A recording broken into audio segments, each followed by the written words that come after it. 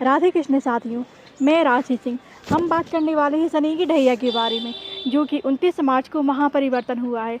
अब जानना यह है कि किसके लिए शुभ है और किसके लिए अशुभ है, क्योंकि ज्योतिषों का मानना है कि शनि कर्म फल के दाता हैं, लेकिन वो न्याय के देवता भी हैं। अब जानना यह है कि किसके लिए वो सौभाग्य लेकर आ रहे हैं और किसके लिए संकट के सामना को बढ़ाएंगे। तो चलिए जानते हैं मनसापुर मंदिर के मुख्य पुजारी श्री राजेंद्र बाबू तिवारी जी से, क्योंकि वही हमें बताएंगे कि कौन सी वो उपाय हैं जो हमें संकटों को संकटों को बचाएं और ऐसे नकारात्मक चीज़ों से दूर रहें और सकारात्मक चीज़ों को लाएं। शनिदेव जो 7.5 और ढैया शुरू हो गई है, तो शनिदेव कर्म फल के देवता है। तो जैसा जिसका कर्म होता है पूर्व जन्म का, उसी प्रकार से उनका फल होता है। न्याय के देवता हैं शनिदेव। जो ढैया और 7.5 जिन राशियों पर शुरू हो गई है, तो उन राशियों का पहला चरण और दूसरा चरण तो कष्टदायक होता है। और बड़े सौभाग्य की बात है कि जो शनिदेव महाराज उन राशियों पर आए हैं, तो किसी किसी को सौभाग्य भी होता है और किसी किसी को दुर्भाग्य भी होता है। तो सौभाग्य के बारे में ऐसा होता है कि अपने भी पराये हो जाते हैं और अपन भी अपनों से दूर होने लगते हैं। इसी प्रकार से शनि देव महाराज की दृष्टि जो पड़ती है, तो अधिकता ऐसा ही है कि शनिदेव की दृष्टि पड़ने से नुकसान होता है और अपने दूर होने लगते हैं। शनिदेव इसीलिए रुष्ट होते हैं कि अपनों को पहचान करानी होती है उनको, और अपने आप को भी पहचान करानी होती है। न्याय की देवता है। इसी प्रकार से शनिदेव महाराज अच्छा भी फल देते हैं और बुरा भी फल देते हैं। शनिदेव का प्रथम चरण जो है मस्तक पर पड़ता है, तो काम, क्रोध, मोह, लोभ ये सब उभर कर आते हैं और ऐसे विकार उनके आते हैं कि अपने दूर होने लगते हैं और अपनों से हम अपने आप को भी दूर करने लगते हैं। तो शनिदेव की जो दृष्टि पड़ती है, उनका यही कारण होता है, मूल उद्देश्य होता है कि अपनों से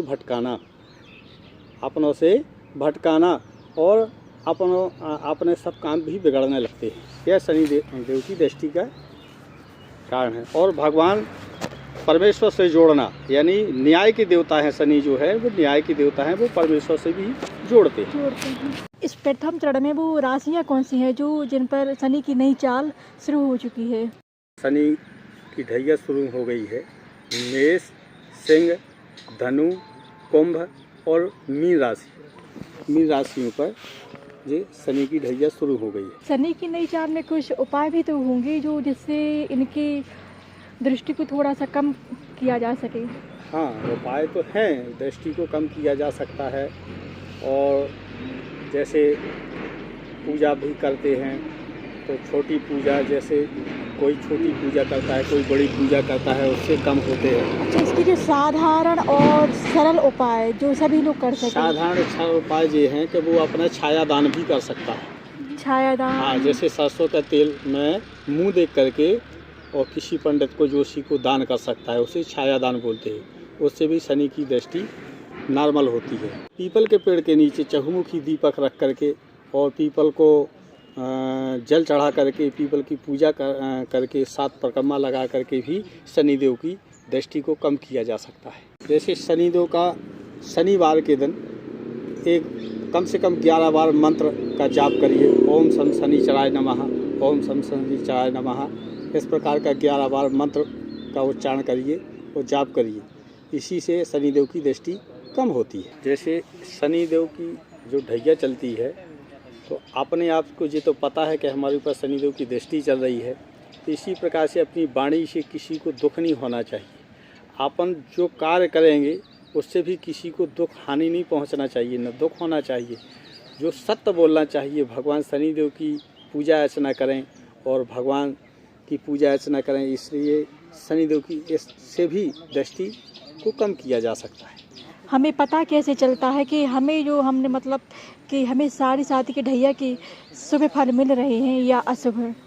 जैसे शनिदेव की जो दृष्टि पड़ती है अच्छे बुरों के लिए, तो जैसे व्यापार, नौकरी और धंधे हैं, कई प्रकार से जो हम आप करते हैं।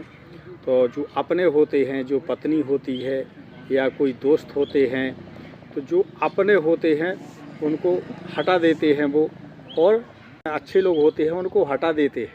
इस साल के लिए जो शुभ राशियाँ हैं जिनके लिए बहुत अच्छा समय माना गया है, वो राशियाँ कौन सी हैं? सबसे पहले तो मकर राशि है और तुला राशि है, वृश्चिक है और मिथुन और कर्क राशि है। इनके लिए बड़ा ही, इनके लिए अच्छी साल है, अच्छा समय है इनके लिए। अगर कोई भी कार्य करेंगे तो शुभ ही जाएगा। हाँ, उनका जो भी कार्य करेंगे वो शुभ ही जाएगा उनका।